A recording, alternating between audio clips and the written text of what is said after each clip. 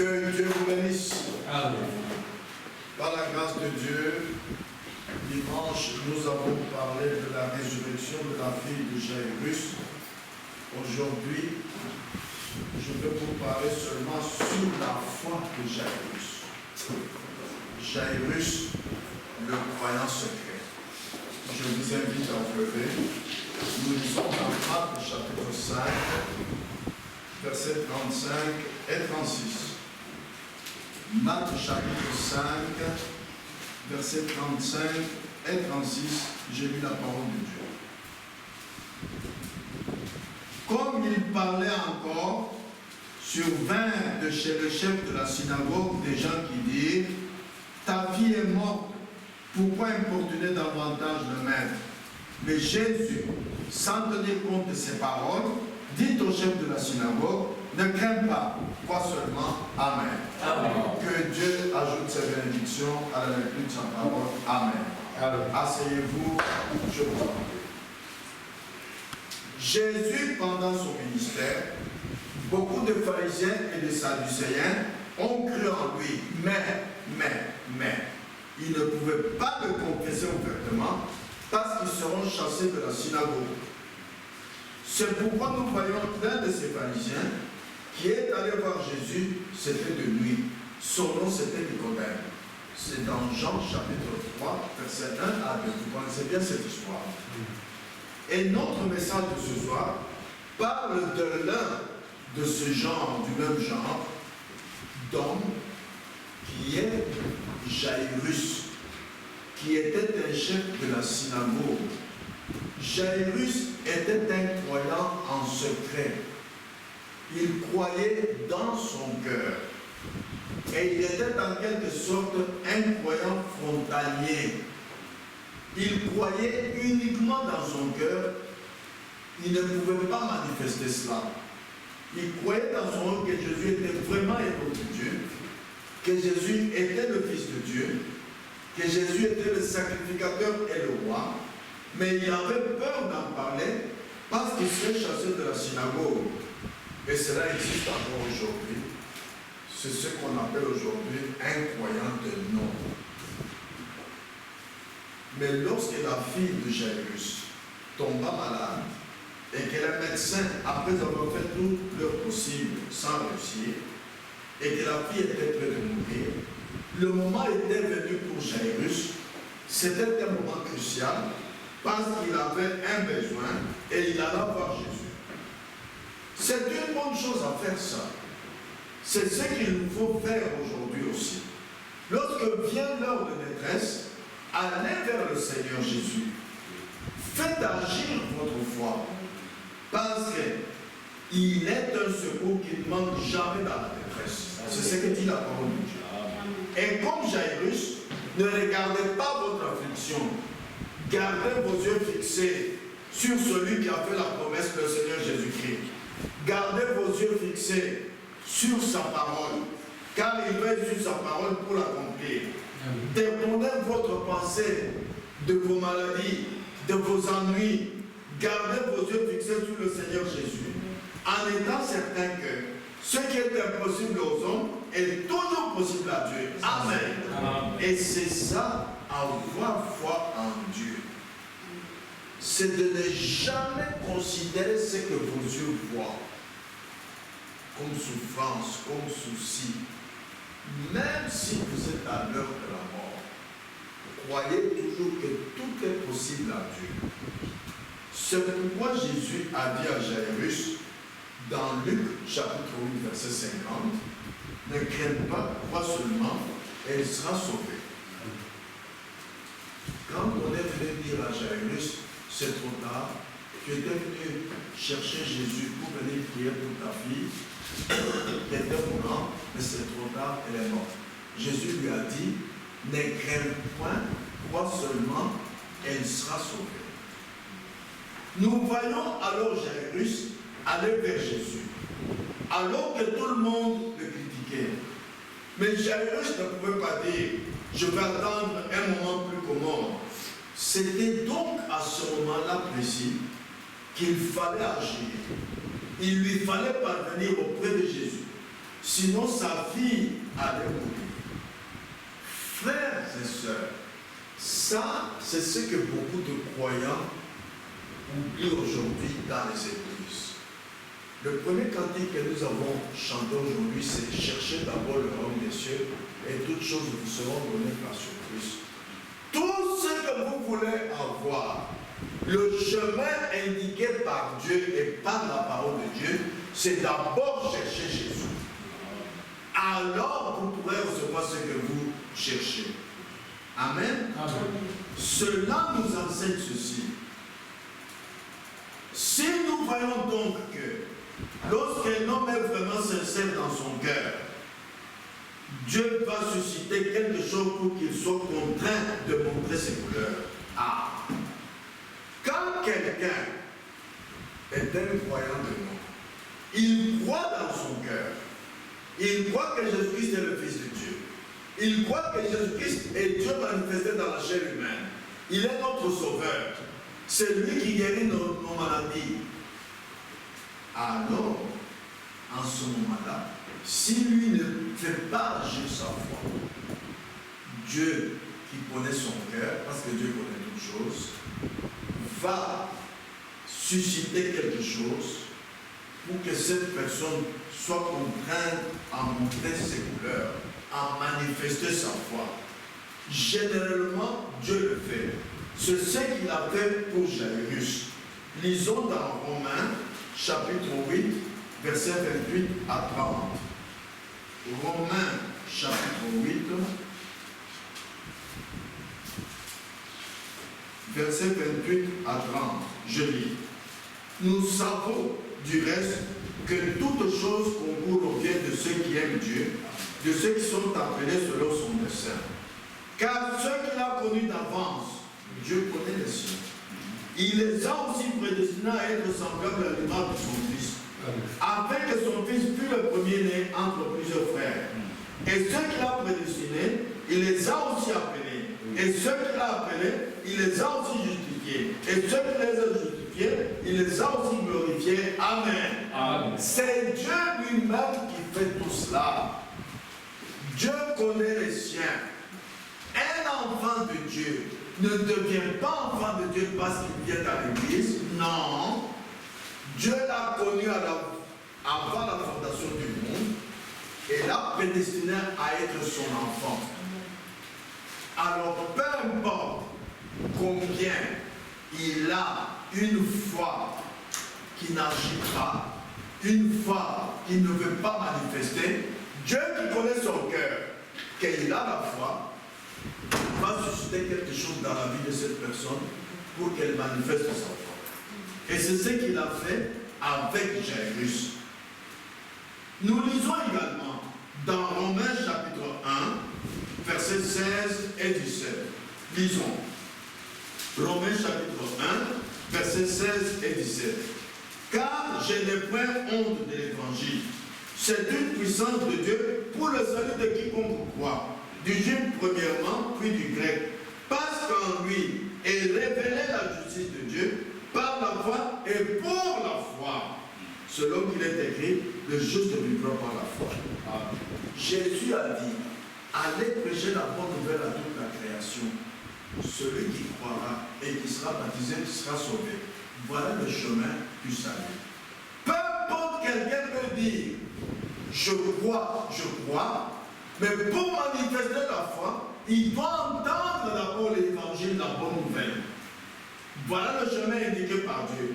Quand une révélation de Dieu entre dans le cœur d'une personne, elle change tous ses motifs, elle change toute sa vie, elle change tout son appétit.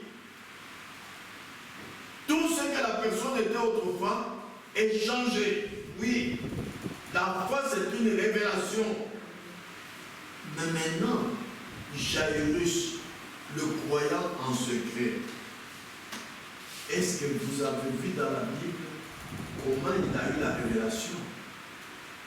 Parce qu'il est allé auprès de Jésus. Personne ne peut aller chercher Jésus et revenir les mêmes vies. D'abord, sans avoir vu Jésus, regardez comment Jairus a eu la révélation. Sans avoir vu Jésus, Jairus a entendu parler de Jésus et de ses œuvres puissantes. Deuxièmement, Jairus croyait alors en son cœur, sans démontrer cela, parce qu'on allait le chasser de l'église. Troisièmement, lorsque la fille de Jairus est tombée malade et était mourante, Jairus étant dans le besoin, Jairus étant poussé à bout, est allé alors voir Jésus, sans craindre les critiques, sans craindre de perdre son église, sans craindre de perdre ses amis. Quatrièmement, lorsque Jésus est arrivé, une grande foule l'attendait. Et parmi cette grande foule, une femme qui perdait le sang depuis 12 ans a touché seulement le vêtement de Jésus et là été guérie à l'instant même. Nous avons vu ça dimanche passé. Cinquièmement, pour les autres gens de la foule qui ont vu cette guérison miraculeuse de la femme qui perdait le sang, pour eux, c'est par Belzébul que Jésus a fait cette guérison miraculeuse. C'est par la télépathie que Jésus a su qu'une vertu est sortie de lui quand une personne l'avait touché. Quand Jésus a dit, qui m'a touché? Ils ont dit, c'est la télépathie. Mais pour Jairus, c'est la puissance de Dieu révélée. Dieu était en Christ. Ce que Jairus a vu ici, auprès de Jésus, ce que Jairus a entendu ici par Jésus, c'est ça l'évangile, la bonne nouvelle. Confirme ce que Jairus a entendu avant de voir Jésus. Alors Jairus savait maintenant qu'à Jésus, certainement, toutes les maladies et tous les démons étaient soumis. Oui, maintenant, il était certain, parce qu'il a vu ça de ses propres yeux. Jésus, dans son mystère, a prêché, a enseigné, mais la plus grande partie de son ministère, il a accordé des guérisons divines. Amen. Amen. C'est ce qu'il a fait devant Jairus. Avant que Jairus lui parle, lisez, allez relire à la maison.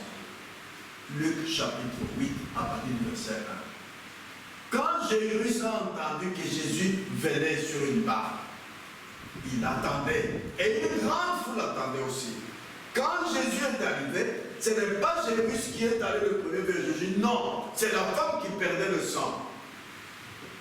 Elle s'était dit dans son cœur, si je touchais seulement le vêtement de ce Messie, cet homme de Dieu, je serais guéri.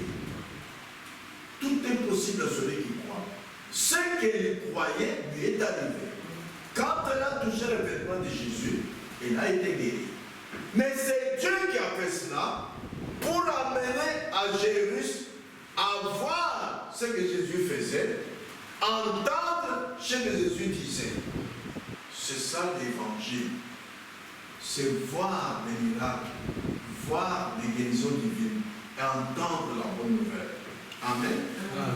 Mais pour ces deux groupes différents qui ont assisté à ce spectacle, qui ont vu le miracle que Jésus a fait, qui ont entendu ce que Jésus a parlé à la femme qui perdait le sang, lisons dans Ésaïe chapitre 6, versets 8 à 10. Ésaïe chapitre 6, versets 8 à 10. Je lis. J'entendis la voix du Seigneur disant, qui enverrai-je et qui marchera pour nous? J'ai répondu, me voici, encore moi. Il dit alors, va et dis à ce peuple. Voilà, ça arrive dans toutes les églises aujourd'hui. Vous entendrez et vous ne comprendrez point. Vous verrez et vous ne saisirez point. Rends insensible le cœur de ce peuple, endurcis ses oreilles et bouche-lui les yeux, pour qu'il ne voie point de ses yeux, n'entende point de ses oreilles, ne comprenne point de son cœur, ne se convertisse point et ne soit point guéri. Amen. Quand l'évangile est prêché,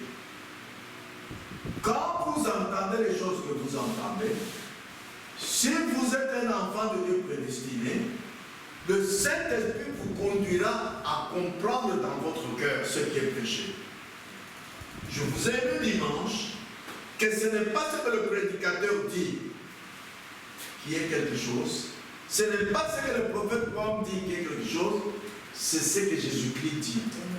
C'est ce que le Saint-Esprit dit au travers de la parole du prédicateur, qui est sortie de la bouche du prédicateur. Amen.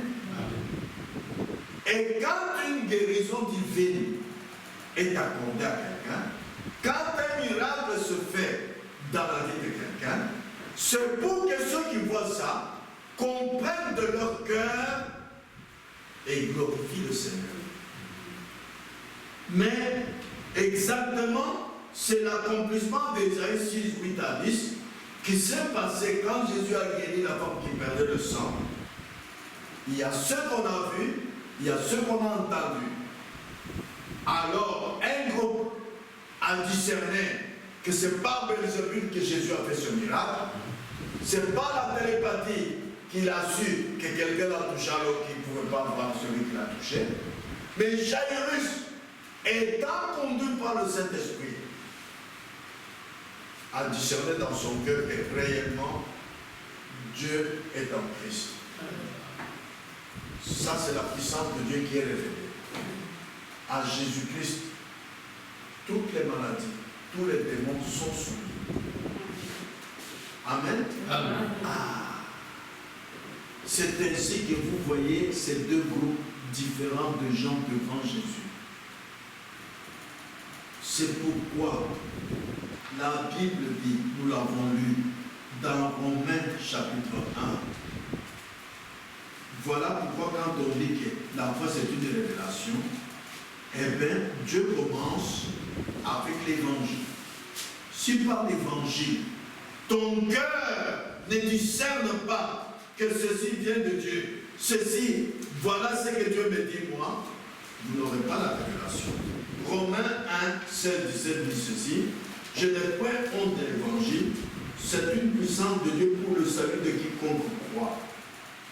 Du juif premièrement puis du grec, parce qu'en lui est révélée la justice de Dieu, par la foi et pour la foi. Quand Jairus a vu ce miracle, a entendu ce que Jésus disait à la femme qui perdait le sang, en lui a été révélée la justice de Dieu par la foi et pour la foi. Amen. Amen. Ah. Maintenant, écoutez ce que le prophète de notre temps dit.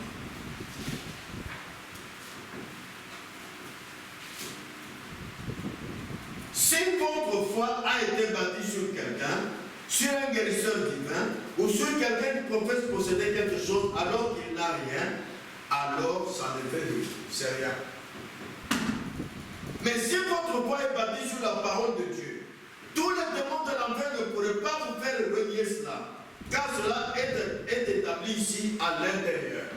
C'est ainsi que Jairus, sa foi a été établie à l'intérieur.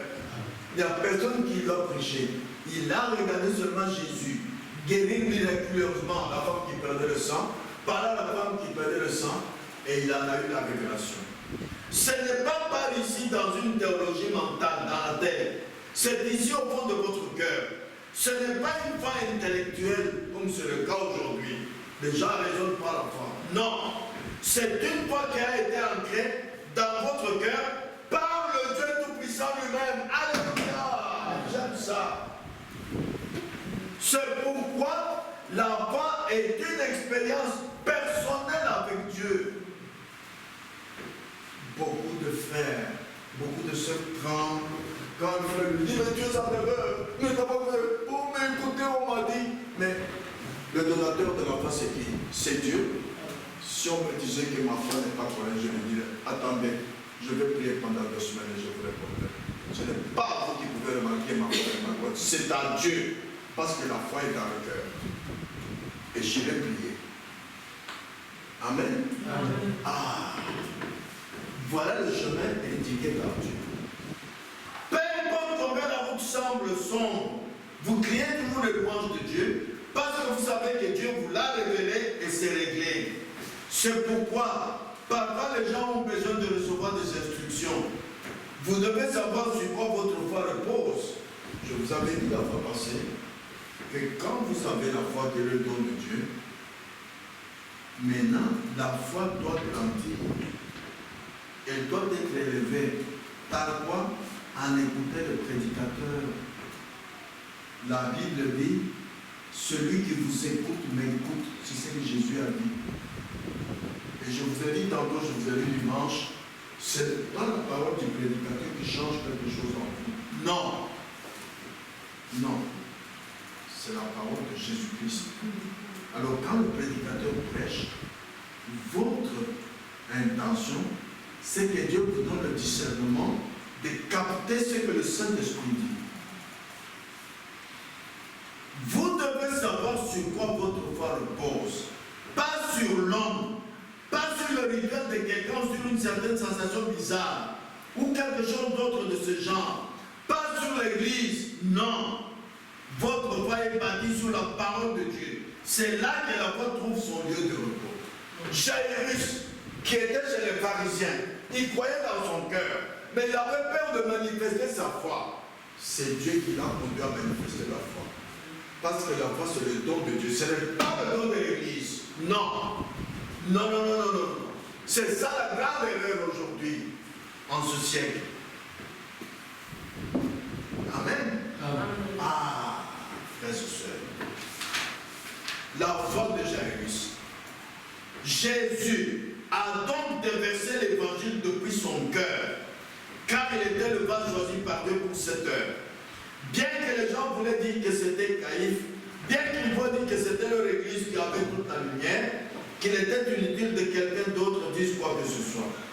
Devant Jairus, Jésus a commencé par déverser l'évangile depuis son cœur. C'est tout.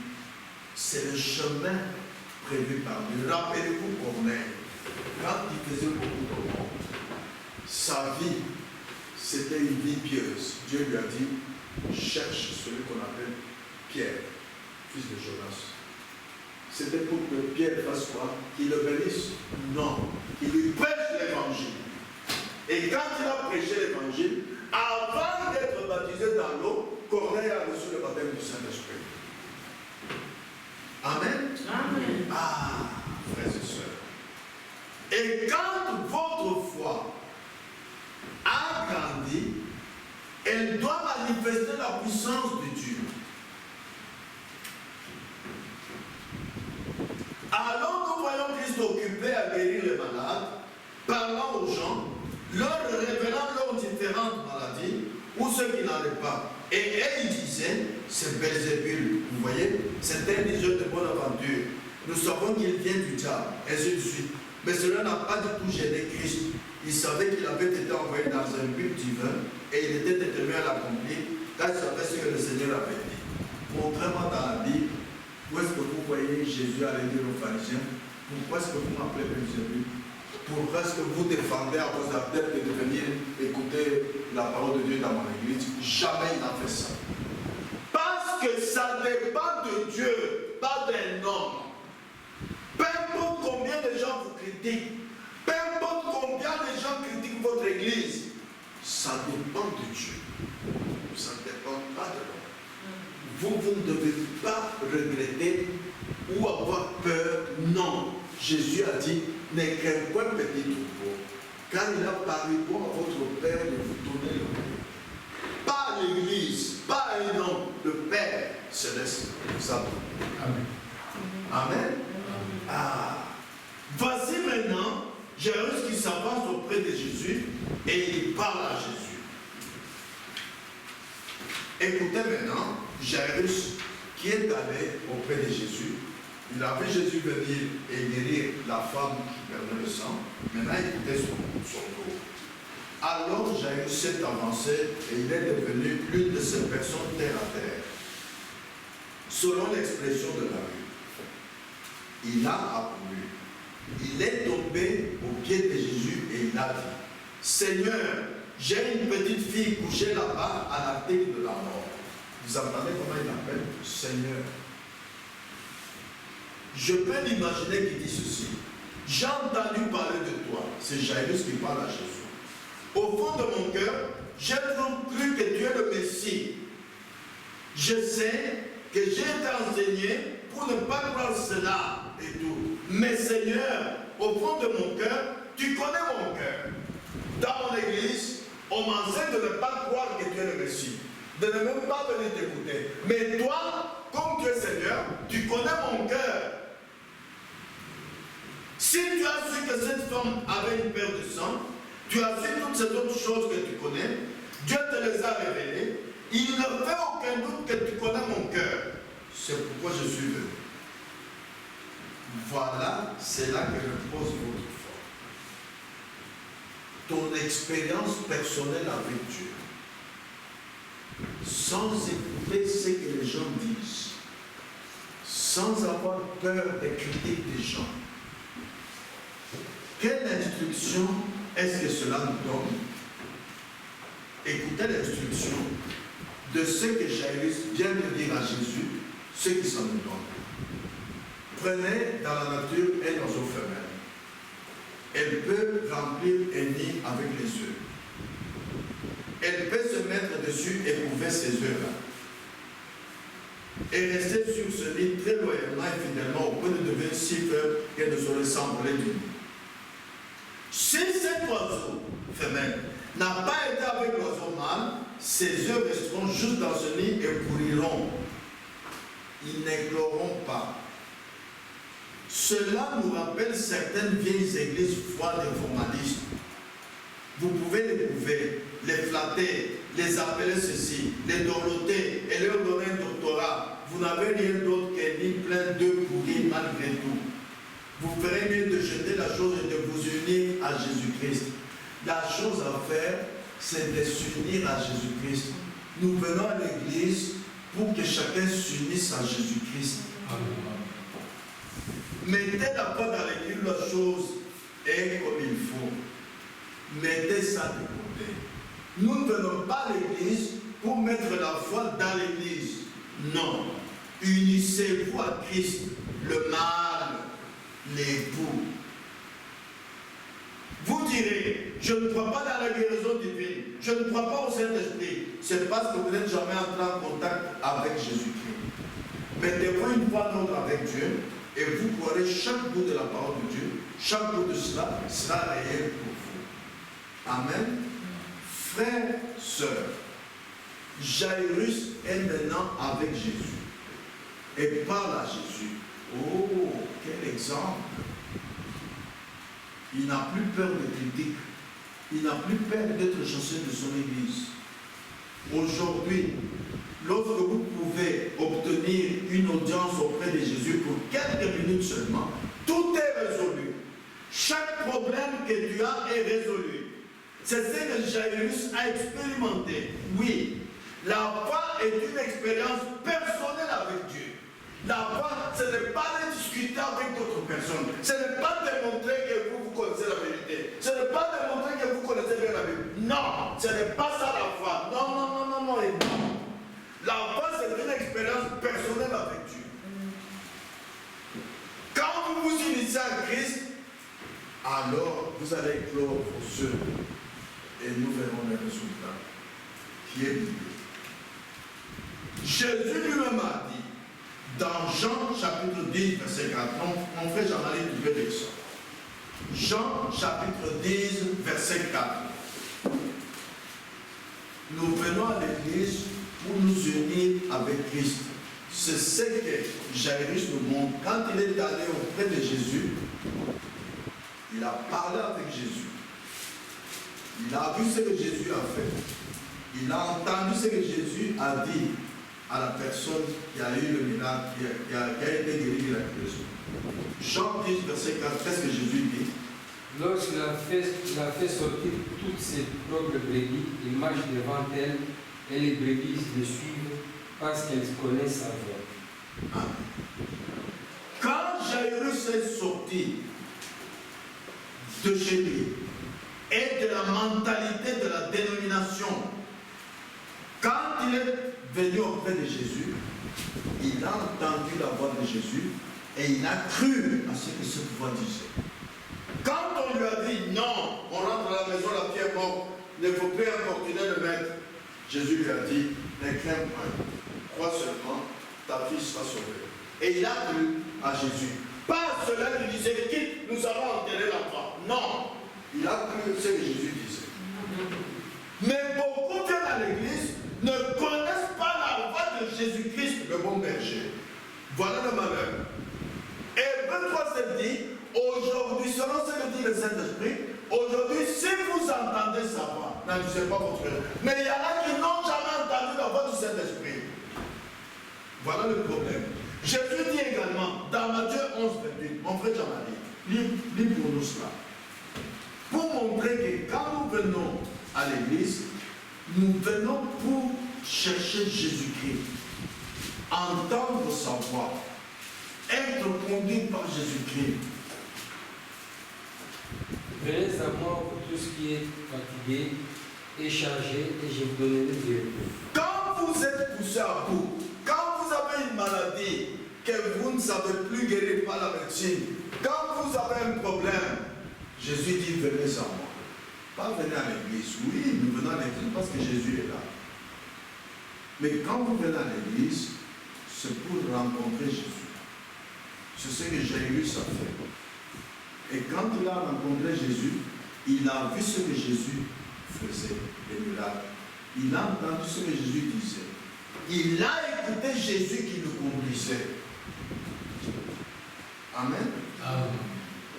Et Jésus a dit troisièmement, sans moi vous ne pouvez rien faire. Alléluia. Pas sans l'église. Non, écoutez bien ce que dit la Bible. Sans moi vous ne pouvez rien faire. Alors beaucoup de frères, beaucoup de soeurs à l'église ne viennent pas chercher Jésus-Christ. Mais ça c'est une mentalité dénominationnelle.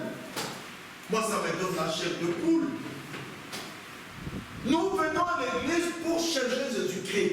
Cherchez d'abord le royaume des cieux. Et toute chose vous sera donnée par surplus. Tout ce dont vous avez besoin, le salut, le baptême du Saint-Esprit, la guérison des maladies, l'arrangement de vos problèmes, vous avez fait les soucis, il faut Jésus-Christ. Amen. Amen. Amen. Maintenant, écoutez la suite.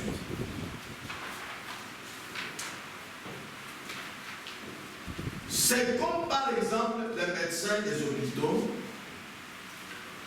Certaines personnes disent qu'elles ne devraient pas avoir de médecin. Que nous ne devrions pas avoir d'hôpitaux et pratiquer des opérations.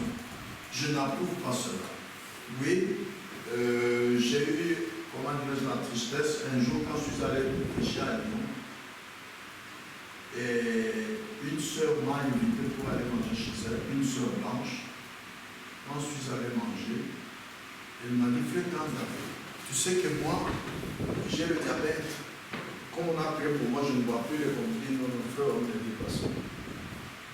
Dieu guérit par la médecine, Dieu guérit par la foi, Dieu guérit par la prière, Dieu guérit par l'amour. On n'a pas dit que quand on prie pour d'autres, on doit prendre les comprimés. Il y a des prédicateurs qui introduisent cette doctrine-là. Mais écoutez ce que le prophète dit. Les médecins, les hôpitaux, certaines personnes disent que nous ne devrions pas avoir de médecins, qu'elles ne devrions pas avoir d'hôpitaux et pratiquer des opérations. Je n'approuve pas cela. Je suis très reconnaissant pour les hôpitaux, pour les médecins et les opérations.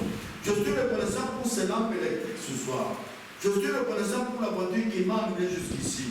Mais s'il y a quelque moment que ce soit, cela est vrai. Contrairement à Dieu, je ne perdrai pas mon temps avec cela.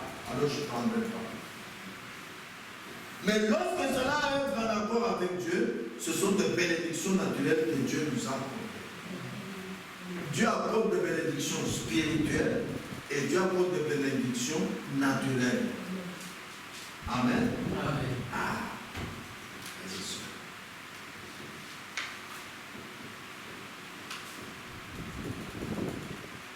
Si cela est très bien du point de vue scientifique, et qu'ensuite c'est contraire à la parole de Dieu, ne le croyez pas.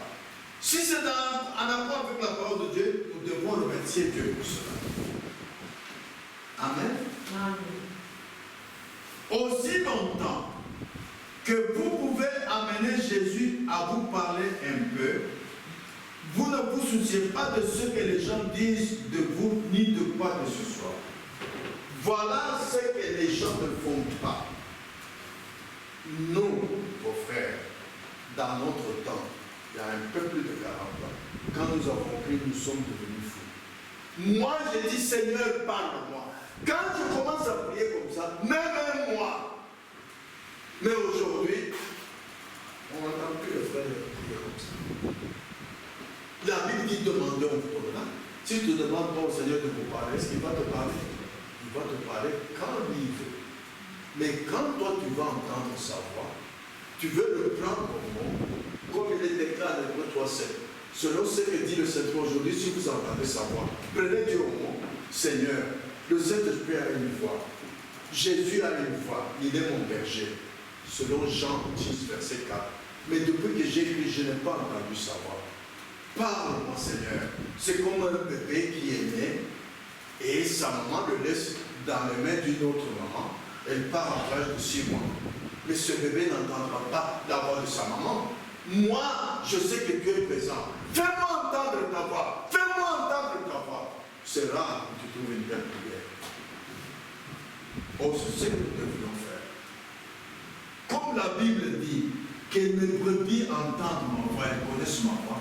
Demande à Jésus de te faire entendre cette voix. Si depuis que tu as cru, tu n'as jamais entendu la voix du bon berger Jésus-Christ, tu n'as jamais entendu la voix du Saint-Esprit parler à ton cœur, mais demande cela à Dieu. Amen. Amen. Ah. Mais parce que, aussi longtemps que vous pouvez amener Jésus à vous parler, même un peu, vous ne vous souciez pas de ce que les gens disent de vous, ni de quoi que ce soit. Il va te montrer ce qu'il faut faire. Voici Jairus qui marche avec Jésus. Et ils arrivent maintenant à la maison de Jésus. À la maison de Jairus. Lisons dans Luc 8, 51 à 53.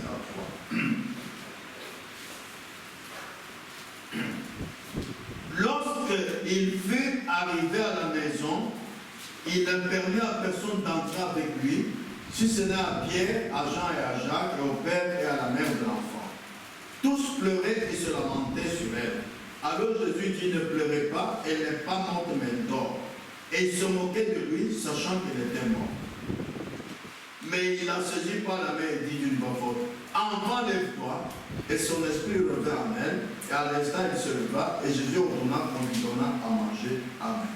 Amen. Jairus a obtenu ce qu'il était allé chercher auprès de Jésus. Mais voyez bien par quel chemin il est passé.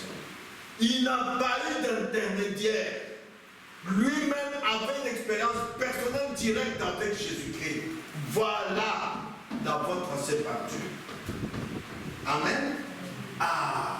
Et maintenant qu'ils sont arrivés à la maison de Jairus, pour maintenant remettre la vie à cet enfant qui dormait, regardez ce que nous lisons ici. Eh bien, que pensez-vous que les gens ont dit? Ceux qui ne connaissaient pas Dieu, ils le connaissaient au moyen de l'Église. Ah, j'aime ça. Ici, je m'arrête un peu ici. Beaucoup de gens aujourd'hui connaissent Dieu par l'Église, pas par une expérience personnelle. Amen. Ce n'est pas bien, mon frère, c'est une mauvaise expérience. Vous avez un Dieu théorique, un Dieu historique, un Dieu réel. Jairus n'est pas allé derrière les gens qui disent, mais ma fille meurt, qu'est-ce que je dois faire? Non, seul. Il a déchiré le chemin, il est allé chercher Jésus. Et vous voyez bien comment il est arrivé à avoir la révélation. Vous voyez?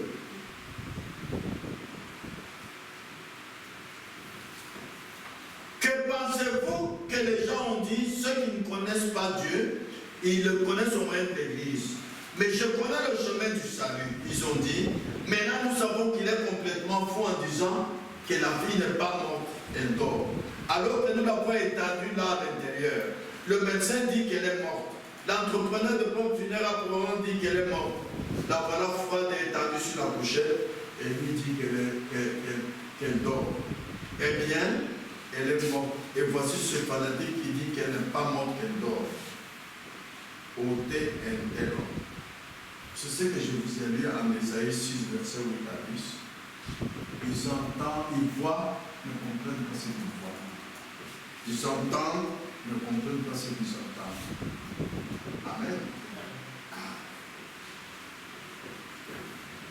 Vous savez ce que Jésus a fait. Les gens sont moqués de lui. Vous savez ce qu'il a fait? Il les a fait sortir. Ainsi, écoutez ce que le prophète dit maintenant. Ne vous moquez pas de Jésus. Vous pourriez être mis dehors. Qui est Jésus aujourd'hui? Il est là-bas. C'est écrit en Apocalypse, n'est-ce pas? Attention de blaguer avec la parole. Attention de raisonner avec la parole. Si vous n'avez pas compris, va chez toi, mets-toi à genoux. Seigneur, je n'ai pas compris telle parole. C'est tout.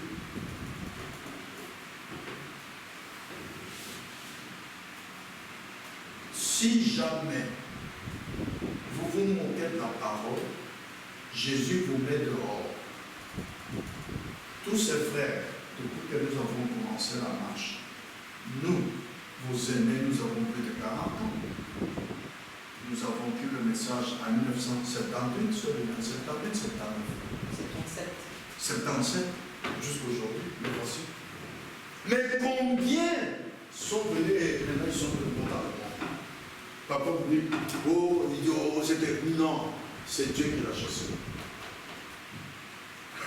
Quand vous voyez quelqu'un quitter l'église, et tu passes le mot, mais il y a quelque chose qui ne va pas dans cette église, comment? Comment? Quand les 72 sont partis, Jésus est resté seulement avec 12, très peu. Est-ce que Jésus a regretté que non? Comment j'ai pris des gens comme ça? Non. Vous savez, la Bible dit, là où 2 ou 3, qui connaît la première église dans ce monde? Il peut lever la main. Oui. J'avais levé. Qui? Citez le nom des membres. Que Dieu te bénisse. Adam et Ève, Dieu descendait chaque soir. C'est la première église. Il n'y avait que 2 personnes. Une église ne demande pas beaucoup de gens. 2, ça suffit. 2 ou 3. Du moment que tous croient la parole de Dieu. Du moment que chacun d'eux cherche à s'unir à Jésus-Christ. Voilà ce qu'il faut. Comment pouvait-il faire quelque chose en présence d'une bande d'incrédules comme cela? Ça, c'est un grand enseignement. Je vous l'ai dit dimanche. Quand vous priez pour quelque chose d'important, même votre enfant est gravement malade, il y a des incrédules, vous devez le faire sortir d'abord. Sinon, Dieu ne va pas exaucer. Jésus nous a été donné comme exemple afin que nous marchions sur ses traces. Jésus ne pouvait pas faire quelque chose en présence d'une bande d'incrédules. Non. Ce qu'il faut que les croyants fassent, c'est s'unir et prier jusqu'à ce que Christ vienne au milieu d'eux. Alors les miracles et les prodiges se produiront. Ah, préparez-vous, je vais on va faire ça. Il faut prier jusqu'à ce que Jésus-Christ vienne au milieu d'eux. Amen. Et je vais vous montrer, je dis des erreurs, certaines que vous faites erreurs, je vais vous montrer. Par exemple, à l'heure de se lever à la toilette, c'est un manque de respect. Je peux vous montrer plusieurs situations de comment on dit ça. Vous devez avoir la crainte de Dieu. Il est écrit, la crainte de Dieu est le commencement de la sagesse. Mais crainte de Dieu, c'est quoi? C'est savoir qu'il est au milieu de nous, là où nous sommes. Et maintenant, quand on prie, vous levez, vous partez.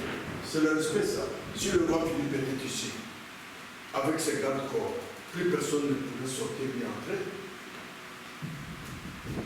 Il y a beaucoup de choses que nous faisons qui sont fausses par rapport à l'Écriture et Jésus ne peut pas descendre au milieu de nous. Alors il ne peut pas y avoir de miracles. Vous voyez? Alors Jésus s'est tenu là. Il les a tous fait sortir. Il s'est tenu là avec le père et la mère de l'enfant. Et voyez, et Pierre, Jacques et Jean étaient les seuls qui ont pu entrer avec lui. La foi, l'espérance et la charité. Il les a fait entrer dans la chambre, il a fermé la porte derrière lui. À À l'extérieur, il y avait un mur d'incrédulité. Mais Jésus avait une puissance. Car après que les choses terrestres avaient failli, il pouvait parler dans une autre langue. Il a parlé dans l'au-delà où se trouvait l'âme de l'enfant et une petite qui était en train. Il a dit, lève-toi, la fille s'est levée. Amen. Ah, il y a quand même des prières. Quand nous les faisons, il ne faut jamais mélanger la foi avec l'incrédulité. Il ne faut pas mélanger le charnel avec le spirituel. Alors Dieu ne peut pas exaucer. Pour terminer, Jaïrus le croyant en secret, il croyait en son cœur seulement sans démontrer cela avant de rencontrer Jésus. Et maintenant, après avoir rencontré Jésus, après avoir vu de ses yeux ce que Jésus a fait comme miracle, après avoir entendu ce que Jésus a dit à la femme qui a été guérie, c'est-à-dire après avoir entendu l'évangile, et après avoir entendu ce que Jésus lui a dit à lui, Jaïrus, comment est sa foi? C'est là que nous avons compris. Écoutez, je vais vous lire un message.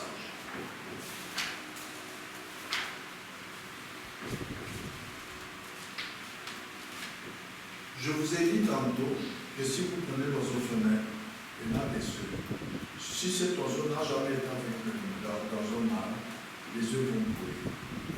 Donc, la foi de Jaïrus, pour qu'elle manifeste quelque chose, pour qu'elle agisse, la foi est agissante, il a dû rencontrer Jésus et s'unir à Jésus-Christ et obéir aux paroles de Jésus-Christ.